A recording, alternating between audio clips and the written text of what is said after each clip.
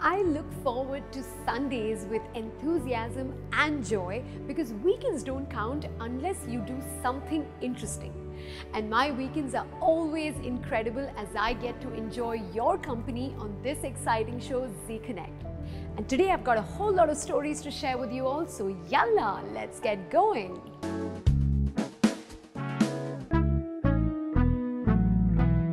Dubai Media Council has launched a collaborative campaign called Dubai Destinations to highlight the exceptional experiences, events and activities offered in the Emirate, making it a leading global destination.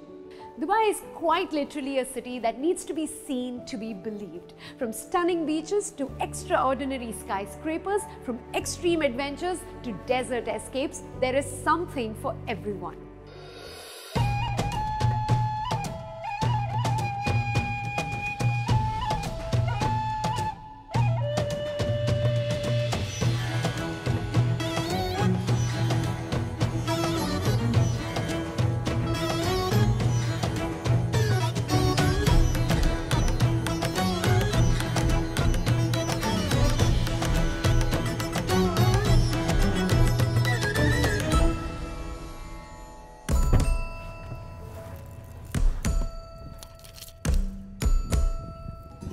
Dubai is a bucket list destination for people from all across the world, and it's easy to see why.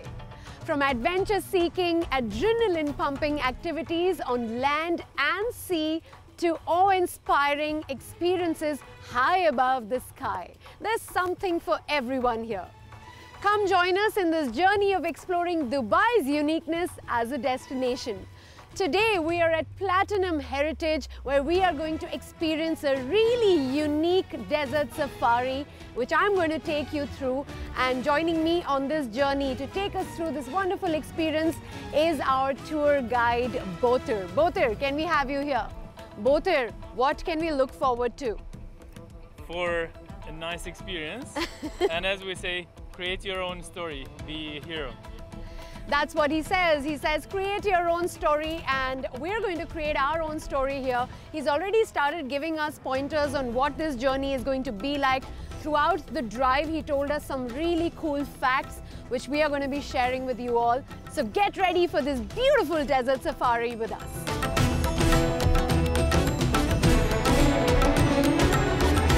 So Boter here is helping me wear the headscarf. I chose this color. There were plenty of them and it was a difficult choice, Boter.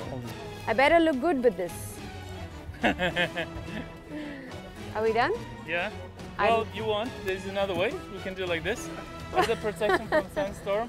Okay, I will need to do that when there's too much sand blowing in the face. Do I look good? So we are providing our guests this beautiful adventure bag. Yeah. With the steel flask inside. Oh, lovely. Thank you so much, Boter. This looks good. This is made of jute, the bag, and then we have a steel bottle right inside to hold my water. I'm all set for the trip. Great. Is that all right, Boter? Yeah, this is our beautiful I pride. love the color. Looks like turquoise is the color of the day. Well, this beautiful classic is what we are going to use to go into the dunes. I'm also wearing a matching turquoise necklace. And there's also some turquoise right there on my shoes. So excited to get into this car. Let's go.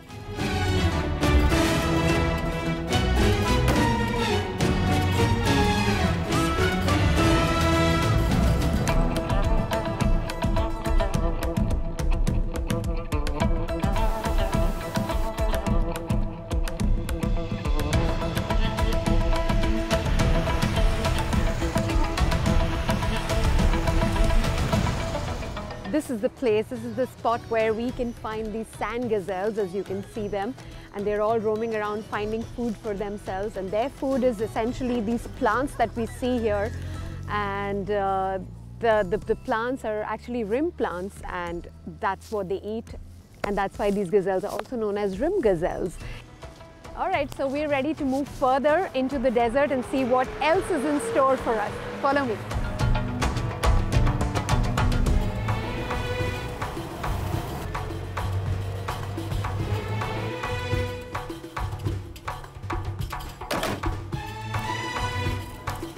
Let's go to the top. Yeah. We have a beautiful view of the desert. Okay. So Bothir here is telling me that if you have been in a desert and you haven't walked on the sand barefoot, then you have not been to a desert. So that's exactly what I'm going to do now. Remove my shoes and walk barefoot in this sand. But don't do it in the middle of summer. Oh yes, right now the sand is very nice and cold, but don't try this in the summer. The sand is very cool and it feels lovely walking on it. Thank you, Bothir, for that suggestion. So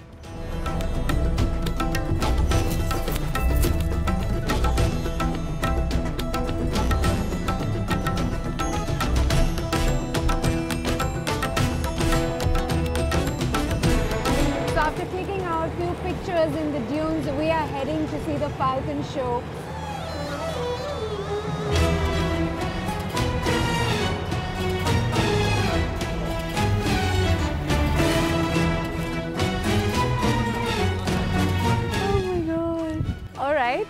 So I am here with this unique national bird of the UAE, which is the falcon, and it's beautiful. And Karne was just telling me that today when they were training him, he actually flew at 90 kilometers. 90 kilometers per hour, and he usually flies even faster than that. Wow. Thank you so much, Karne, for this experience. You are more than welcome. We are all set to now go to the camp where we will do the rest of the activities and show them to you.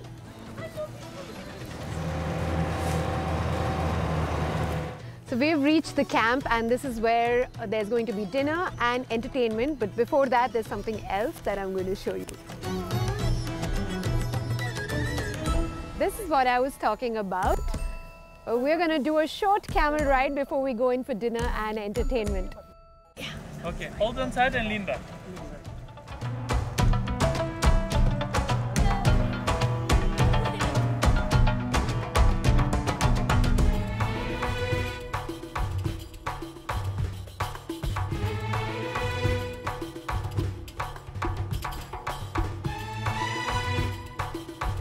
Well, that was a wonderful camel ride, Bothir. Thank you for that. Glad you survived. So we're now going in for dinner and the rest of the entertainment. Exactly. Wow, rose water always smells good, and this one smells extra nice. Yeah. On addition, we have some Arabic coffee Okay. and dates as a welcoming tradition. Okay. Also, you can see we have some bohor, Yeah. which is traditional incense burnt with the coal. Yeah. So the sun has set and it's getting a little chilly here in the desert, and obviously we've got the bonfire, which is perfect for this weather.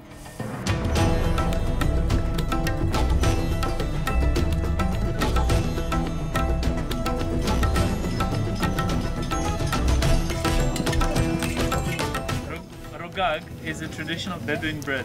Look, after we pour some water, I'm only going to try it with a small quantity. I like making baby rugags. Now you can remove the bread. Yeah. Okay. It's hot, be careful.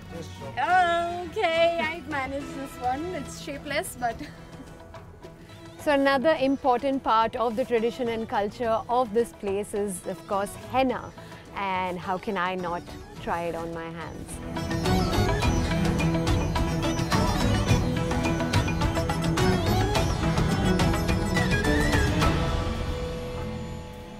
Thank you so much, Hadia. This is beautiful. Thank you, welcome.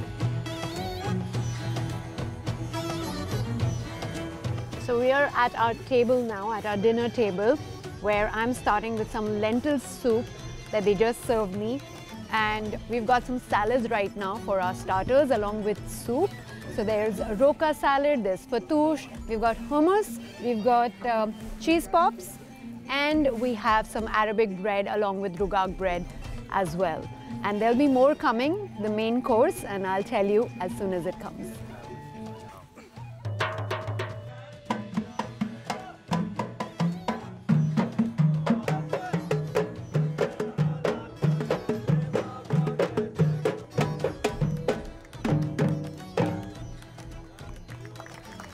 All right, so I've got this drum here, which is called a tar, and I'm all set to play it with the person who's going to teach us how to do it.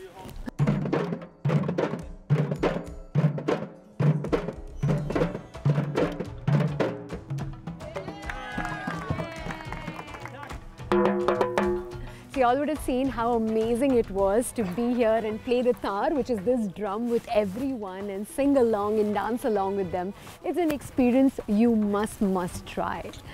So now we're ready for our main course, and there's somebody who's going to give us a small presentation there of what all the main course is going to be. Let's go check that out. So I'm going in for my non-vegetarian main course, and the first item we have here is lamb. All right, can I have some? Thank you. And what do we have here? It's called chicken tagine. And the other item here is called chicken tagine, which is actually chicken cooked in some gravy along with some vegetables. So I'm here to get some rice for myself. There are two options. There's one where you have rice, plain white rice with chickpeas, and there's another one which is with chickpeas as well as cashew nuts. So I'll go for some with cashew. You can have both. And then we have some vegetable gravy. Okay, and then there is also some vegetable gravy that we are serving. Okay, so we're done with the main course and we're here for desserts now. We've got this plate full of freshly cut fruits, and Botir is all set to serve me. So what do you want me to have from this? Everything. A bit of everything? Can you fit everything? All right, let's go for it. So as we come to the end of this very exhilarating experience that we've had here at the Platinum Heritage Desert Safari, I'm feeding myself to some freshly cut fruits here, and I just want to tell you all that this is one of the top unique places that you must visit and must experience. It is one of the unique Dubai destinations that you have to try out. So come down here, experience a Platinum Heritage Desert Safari, and let me know how it was. The upcoming story demonstrates the efforts of the UAE to enable all the citizens of the world to live a life without barriers. Stay tuned, we'll show you how right after this short break. Welcome back. Dubai recently hosted the Accessible Tourism International Summit to discuss the necessity to strengthen the laws, infrastructure and services catering to the needs of tourists with disabilities to support their enthusiasm to explore the world with ease.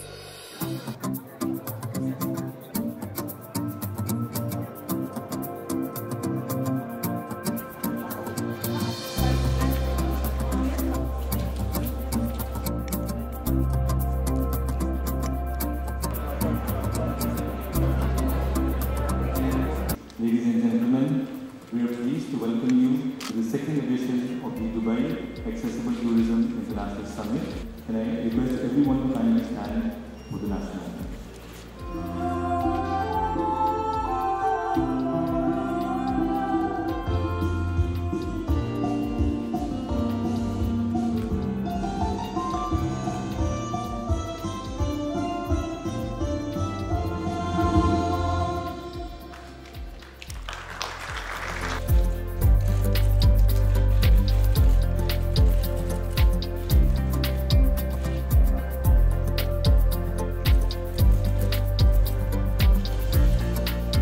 I need them always to update our data, update our informations, and update the rules. We need more of connecting all together. Don't work alone. Don't work alone. The hotels should work with the economic department, should work with the tourism department, should work with the airport. So they have to work together. This is the journey of the tourists around the world. And I really appreciate Sheikh Ahmed bin Saeed's support and the people behind this. I am Yasmin Al-Gallaf from Kuwait. I am a founder and general manager of Al Faisal Universal Center for Rehabilitation and a mother for a child with autism. He is 12 years old. Today I'm so happy and so proud to be one from the speakers to talk about the challenges that we face in the airplane and the airport, and to put some suggestion. Maybe those suggestions one day will be very helpful in the future. Thank you very much for having me.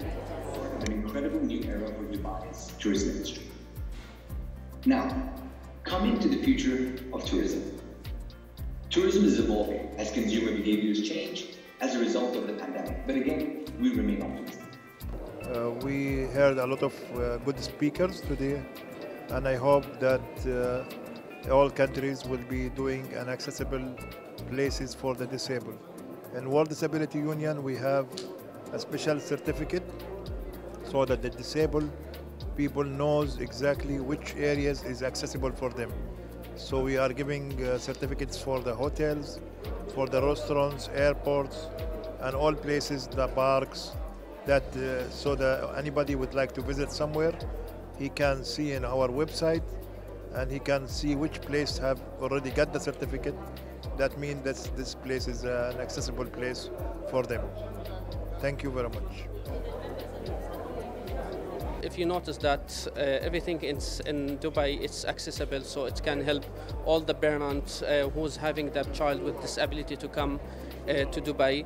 And here in Sanad Village, we are providing all type of the therapy for any child with disability, which it's helped Dubai to be #1 in accessible tourism. Like, for example, we are caring about the child here in Dubai, and we are caring about also the family, how to be feeling relaxed, and also this one is reflects also on the child, how will be relaxed more and be inclusion in the environment around him.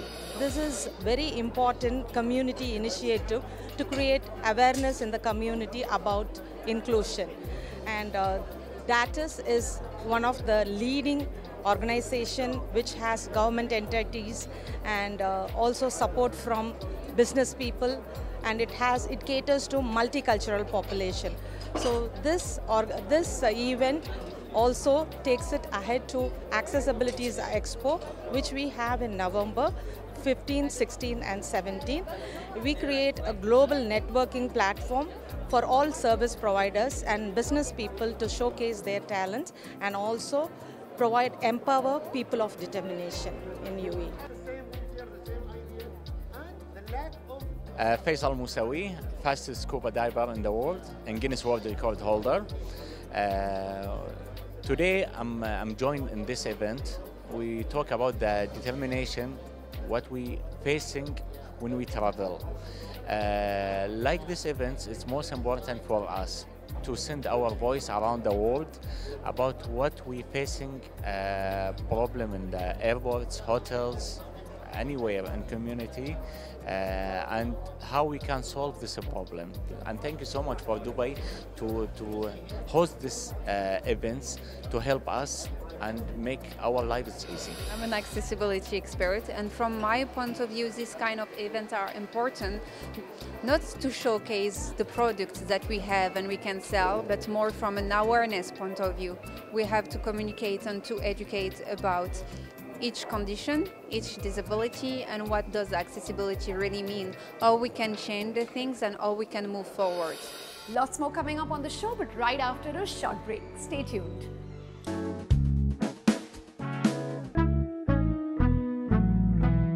Welcome back.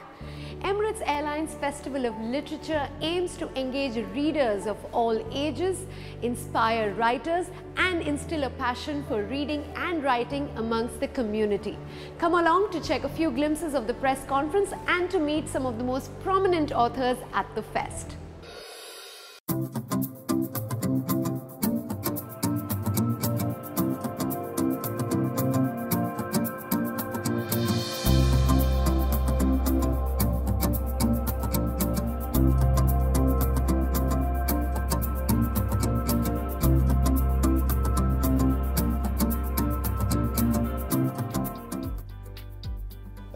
So first, we would like to thank Emirates Literature Foundation for the work they had been doing for the past years. Us within Dubai Culture, we're trying or working closely also with the foundation to push the literature ecosystem in the UAE. It's an extremely important part of the creative economy.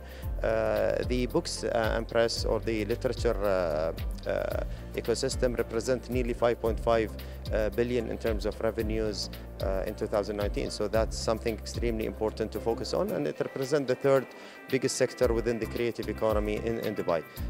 We're working closely with the foundation, and we look forward to receiving everyone in the Emirates Literature Festival. We'll be starting with the Emirati Writers' Day that will be free for everyone to attend. Looking forward to have everyone there, and also the next couple of days where we'll be having a lot of workshops, a lot of sessions that will be interesting. Thank you very much.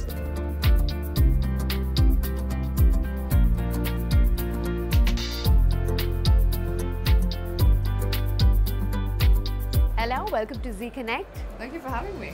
How are you enjoying Dubai? I haven't seen much of it. I've been inside quite a bit, so I'm about to go out very soon, so I'm looking forward to that. Okay, superb. All right, so Ella, you're a writer, a stand-up comic, an explorer, a paleoanthropologist. What is it that you don't do? My PhD. so I've been doing my PhD for a bit too long and nobody sees me, and then I have to explain to everybody, well, I do have a full-time job, and so it's difficult to fit in. You can imagine that if my days, my mornings, my evenings are all busy.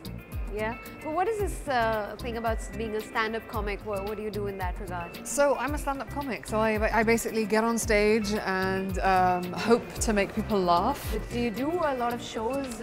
So right now, because of the pandemic, I haven't done as many shows. Okay. And the problem is, so I did the Edinburgh Fringe Festival, which is obviously a very big comedy festival, but then I went straight into back-to-back shoots.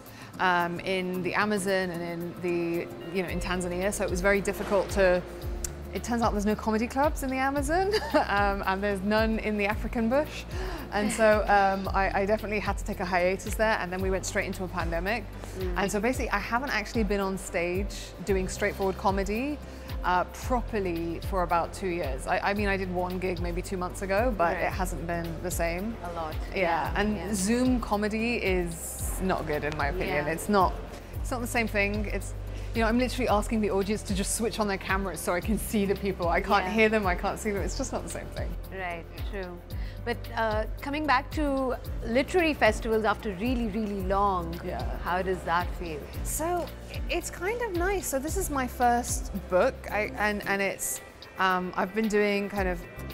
It's weird because the festivals aren't the same. It's like you can feel them coming back from the dead, but they're not fully there yet. But it's better than, I mean, I did a few festivals in the UK that were online. Yeah. Which was, I mean, it's just a completely different experience. It's not the same thing. It's nice to actually be able to see people, even if there's not the same kind of atmosphere as there used to be. But it's nice to start smelling normalcy. Do you know what I mean? It's like just the smell of it is nice. I've recently gone back to filming again, and it's lovely to just kind of, even though there are so many restrictions on how we film and what we do, just the ability to, I don't know, fly out to Egypt or to fly out to Cambodia and to start filming again and to do those expeditions again is just so nice, even if it's not exactly the way it's normally, Yeah. Coming to your book, The Handshake, which you released in March 2021. So especially at the time where people were actually deprived of simple things like a hug and a handshake, your book was very well timed, I must say. Yeah, people think I'm like clairvoyant, and they're like asking me if they should follow my lottery ticket, like guesses, and I'm like, no. I wrote the book because basically I wasn't able to do any TV work because we were no longer able to travel.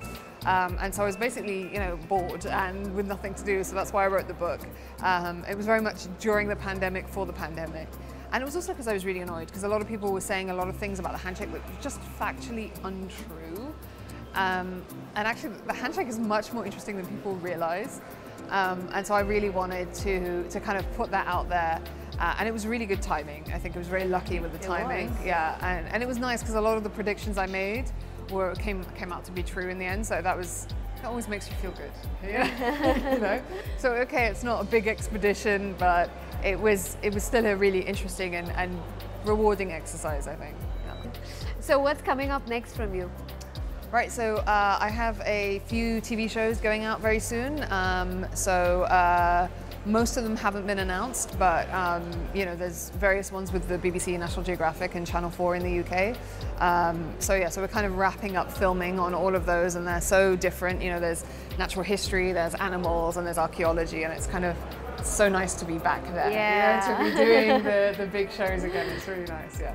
Lovely. Thank you for talking to us. Wish you. you have a good time in Dubai and soak in all the sun we have here before you go back. I need it. I need it. I've been in London for like 4 weeks, and I'm like, no, I need some sun. Thank you. Thank you so much, Ella. It's been wonderful. Thank you. That brings us to the end of this episode. I will see you next Sunday at 8 p.m. with loads of exciting stories. Till then, stay connected with us on our social media handles. Keep dropping in your feedback, and I will see you soon.